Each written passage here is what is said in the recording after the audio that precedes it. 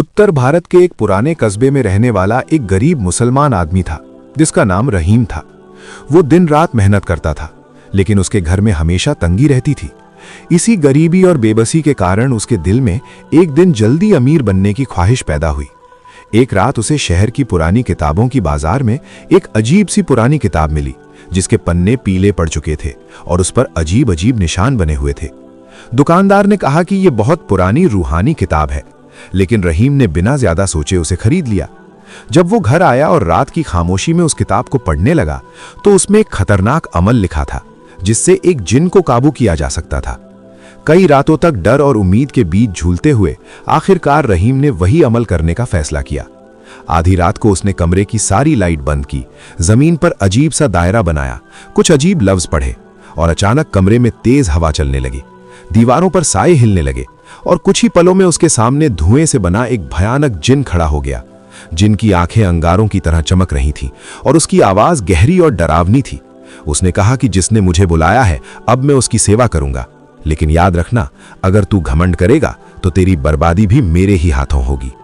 शुरू शुरू में रहीम बहुत डरता था, लेकिन धीरे धीरे उसने जिन की ताकत का फायदा उठाना शुरू कर दिया। जिन उसकी हर इच्छा पूरी करता। कुछ ही महीनों में रहीम के पास दौलत की बारिश होने लगी। उसका छोटा सा घर एक बड़े महल में बदल गया। उसके पास महंगी गाड़ियां, नौकर चाकर और शहर में बड़ी पहचान हो गई। लोग हैरान थे कि एक गरीब आदमी अचानक इतना अमीर कैसे बन गया। लेकिन जैसे जैसे दौलत बढ़ती गई, वैसे वैसे रहीम के दिल में घमंड भी बढ़ता गया।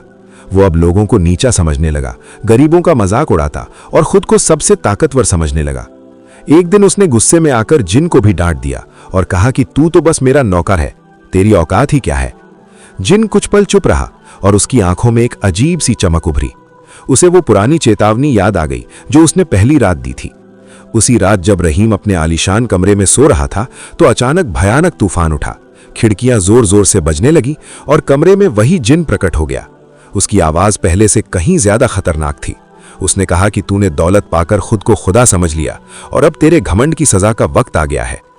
अगले ही दिन रहीम का व्यापार अचानक डूबने लगा। उसके सारे पैसे खत्म हो गए, महल बिक गया, दोस्त दुश्मन बन गए और कुछ ही महीनों में वो फिर उसी गरीबी में लौट आया जहां से उसने शुरुआत की थी। अब वो अकेला और टूटा हुआ आदमी बन चुका था और उसे समझ आ गया था कि असली बर्बादी दौलत के जाने से नहीं बल्कि घमंड से होती है। और उसी दिन से उसने तौबा कर ली कि अब वो कभी ताकत और दौलत के घमंड में नहीं डूबेगा।